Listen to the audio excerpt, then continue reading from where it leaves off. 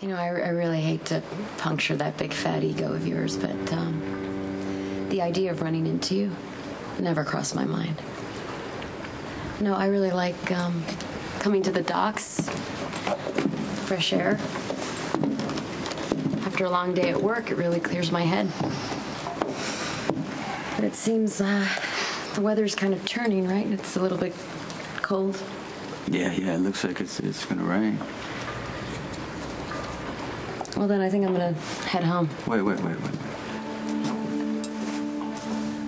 don't you come over to my place? Have a glass of wine. It'll warm you up. I don't think so. What are you afraid of? Be alone with me without your armor? You know, you're not nearly as irresistible as you think. What's the problem? Okay. I came to Port Charles with one goal, to take down Sonny Corinthos.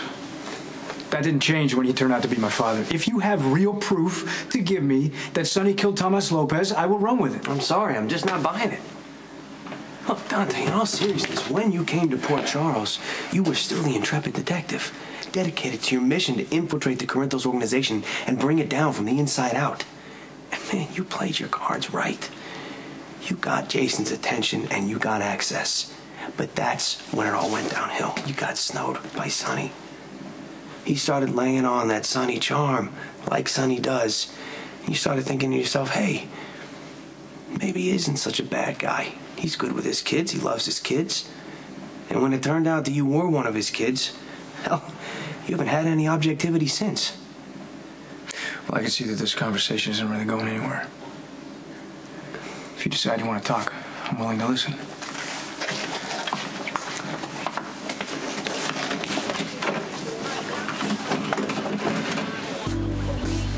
What makes you think you have a right to join in on my personal conversation? Sorry, it's a leftover reflex from when we used to be friends.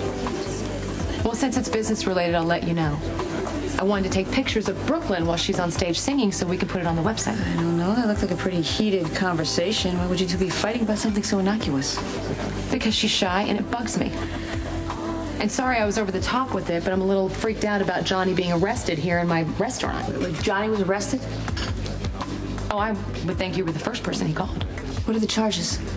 Dante said something about Johnny killing another mobster.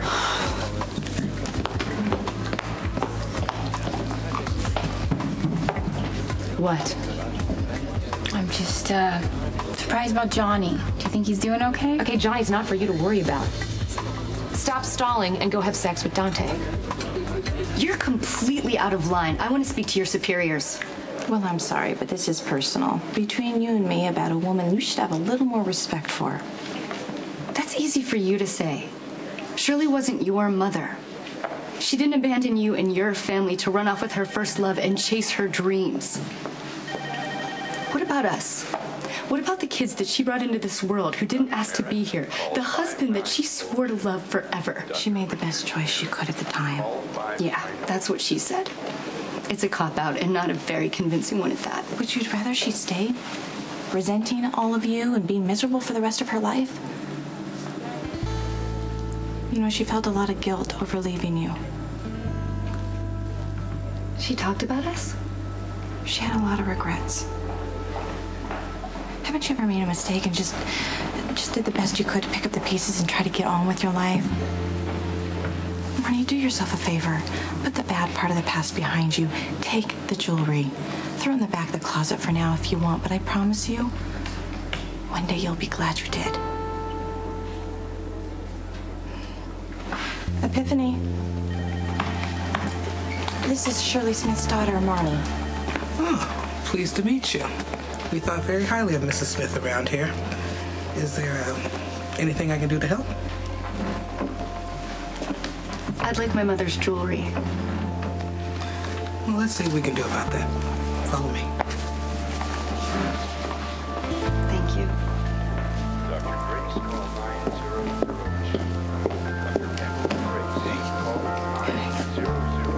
Ready to face the boys about Aiden? Yeah. Okay, let's go. Now Elizabeth and I fell in love when we were teenagers. And there was never anyone else for me. Not really, not in the way that matters. It hasn't been easy. There have been many ups and downs, splits and reconciliations.